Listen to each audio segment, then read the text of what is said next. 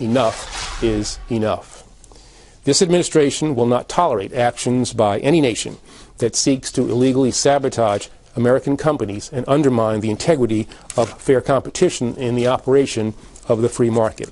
That, of course, Attorney General Eric Holder warning Chinese hackers back then. But guess what? They're not listening now. Chinese hackers stealing information on 4.5 million U.S. hospital patients. To Risk Control Strategist CEO Paul Viollis on how vulnerable we are to these hackers now. How bad is it? Well, I mean, just, David, look at it this way. It's a great business model for the hackers to look at healthcare. We're collecting an abundance of information, from personal information to medical information, that can all be sold and brokered and sold again. And it's housed inside healthcare where, and we know this to be true, hospitals typically are very understaffed in the IT area, and they have the least amount of encryption and protection based into their network. So now, if you get into one group of information, I would assume if you're targeting just one small group within a large hospital, sure, you can get into virtually anywhere. I mean, this 4.5 million, the big number that we heard, it is a big number, but it could be multiplied by 3, 4, or 5 times, couldn't it? Oh, there's no question about that. Remember, I mean, all you're talking about is this massive electronic file cabinet. So once you're in, you're in. So it's not a matter of having a silo where I can only get this or I can only get that. Once you're in, you're in. Pandora's box is open. And it's not only Chinese. I mean, Chinese hackers are bad enough. Lord knows. I would imagine they're more interested in financial crimes than anything else.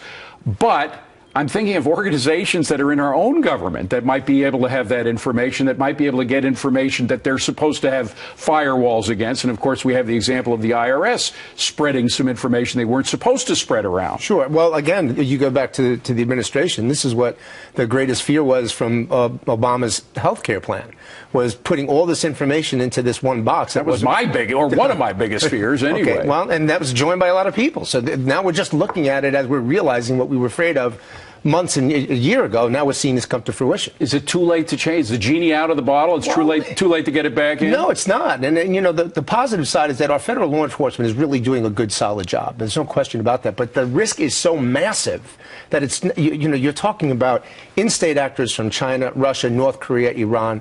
You're talking about non-state actors, organized crime groups. You're talking about the money that's available. Over $525 billion a year in cybercrime losses. This is big business. And Obamacare itself, the new health care law, there may be somebody out there that's supportive of it. Not many, though, because most Americans are against it. But if I assume for the moment I'm in favor of the law, is there any way to keep the law and have cybersecurity? The first thing they would have to do is do a really solid penetration test on the data centers that are securing this information, identify the vulnerabilities, patch them up, and then put the proper protocols in place to make sure that it's maintained properly to safeguard against organized crime hackers such as this. But don't you think that, I mean, if you really want to clean up the system, you got to have something else? This new health care law, it just has too many holes in it. There's no question about it. It's porous.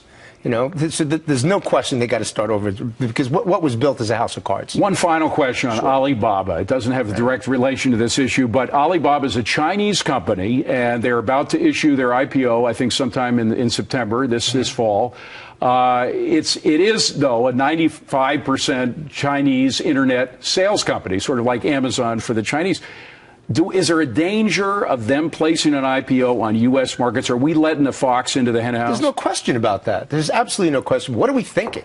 This is like Obama turning around and saying, let's take control of the internet and relinquish it to foreign countries like Russia and China. It's ludicrous. If we don't wake up and realize how serious this risk is, before we know it, we're not going to be able to do anything else about it. Wow. And that's the fact. So we would actually be allowing the China. By the way, a lot of the people working for Alibaba are former Chinese government officials now, so they have a strategic interest in getting inside of our companies here. No question about that. Yeah. You know, why would you want to show the other team your playbook before the game? Paul Viollis, good to see you. Thank you very much for coming in. Appreciate it. Now, you heard